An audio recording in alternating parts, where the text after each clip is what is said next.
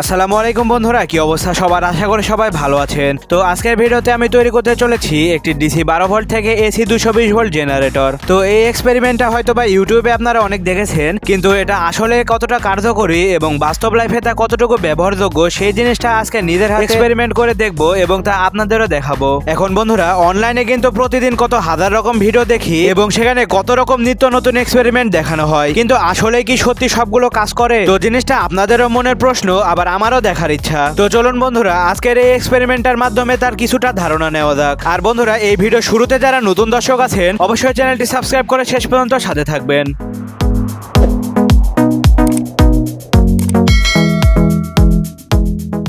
তো বন্ধুরা, এই জিনিসগুলো সম্পর্কে জানার জন্য কিন্তু ফার্স্টেই আমাকে এই জেনারেটরটা তৈরি করে নিতে হবে এবং তৈরি করার পরে এটা ব্যবহার করে বুঝতে পারবো আসলে জিনিসটা কতটুকু কার্যকর। এখন যাই হোক, চলুন বন্ধুরা মূল ভিডিওতে আসি, মানে এই জেনারেটরটা তৈরি শুরু করি।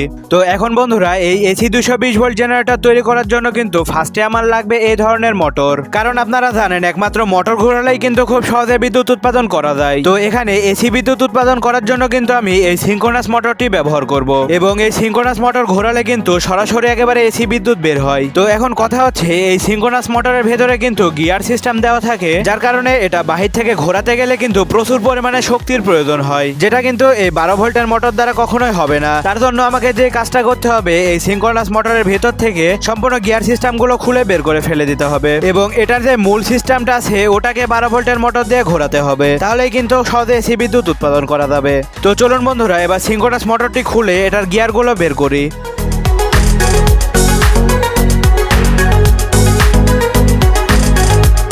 তো বন্ধুরা, এই মোটরের গিয়ারগুলো বের করার পরে ভেতরে একটা ম্যাগনেট দেখতে পাচ্ছি। তো এখন যে কাজটা করতে হবে, আমাকে এই ছোট মোটরটা দিয়ে এই ম্যাগনেটটাকে ঘোরানোর সিস্টেম করতে হবে, তাহলে কিন্তু আমরা সরাসরি এসি ভোল্টেজ উৎপাদন করতে পারবো। তো চলুন এই 12 ভোল্টের মোটরের মাথার সাথে এই ম্যাগনেটটা লাগানোর একটা ব্যবস্থা করি। আর আমি ভাবছি এগুলো লাগানোর জন্য কলম ব্যবহার করলে মনে হয় ভালো হবে। তো চলুন দ্রুত কাজটা সেরে ফেলি।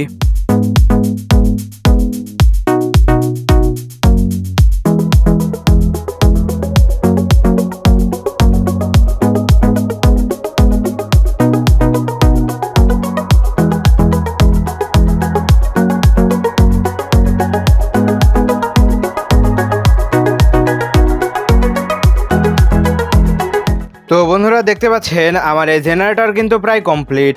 এবার চলুন এটা একটু টেস্ট করে দেখি কেমন চলছে। তো এটা টেস্ট করার জন্য এই ছোট মোটরে পাওয়ার দেবো আমি 12 ভোল্টের বড় এই ব্যাটারি থেকে।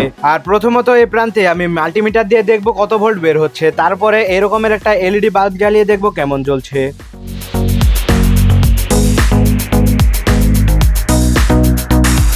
তো দেখতে পাচ্ছেন মাল্টিমিটারে এসি 250 ভোল্ট কিন্তু সিলেক্ট করা আছে।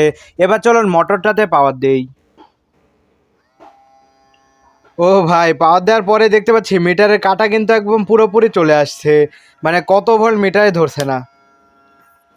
আসলে এটা কিন্তু প্রায় 250 থেকে 300 ভোল্টের মতো কিন্তু শো করছে, মানে এটা থেকে কিন্তু 250-300 ভোল্টের মতো উৎপাদন হচ্ছে।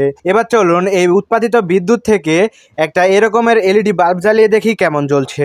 তো এবার এটাতে চালানোর জন্য দেখতে পাচ্ছেন এখানে আমি একটা বাল্ব কানেক্ট করলাম, আর আপাতত কিন্তু সরাসরি এটা লাইন দিয়েছি, যদিও কোনো সমস্যা নেই। এবার চলুন মোটরে পাওয়ার দিই। তো দেখতে পাচ্ছেন বন্ধুরা, মোটরের পাওয়ার দিতেই কিন্তু আমার বাল্বটা খুব সুন্দরভাবে গ্লো করছে এবং এটার আলোর পাওয়ার কিন্তু ভাই যথেষ্টই মনে হচ্ছে। একটু আশেপাশের লাইটগুলো কমিয়ে দেখি কেমন আলো। তো উপরকার সব বাল্ব বন্ধ করতে দেখতে পাচ্ছেন এই বাল্বের আলো কিন্তু আরও ভালোভাবে বোঝা যাচ্ছে এবং এটা থেকে উৎপাদিত বিদ্যুৎ কিন্তু ভালোই পরিমাণে আলো দিতে পারছে। তো এখন মূল বিষয় হচ্ছে এই ধরনের প্রযুক্তিগুলো বাস্তবে কতটা কার্যকর। অনেক ভিডিওতে কিন্তু দাবি করা হয় এগুলো নাকি বাস্তবে অনেক বেশি কাজের। তো আমি এই এক্সপেরিমেন্টটা থেকে যতটুকু বুঝলাম, এটা থেকে সত্যি বিদ্যুৎ উৎপাদন করা সম্ভব, কিন্তু এই বিদ্যুৎ দিয়ে আর বাস্তবে কাজে লাগানো যায় না। মানে এটার বাল্বের যা আলোর পরিমাণ মোটামুটি আছে, তবে একটা ঘরকে আলোকিত করার মতো কখনোই না। আবার এখানে এই বাল্বটা জ্বালাতে এই মোটর যতটা না বিদ্যুৎ খরচ করবে, ওই বিদ্যুৎ দিয়ে কিন্তু 12 ভোল্টের ডিসি বাল্ব অনেকগুলো জ্বালানো যাবে।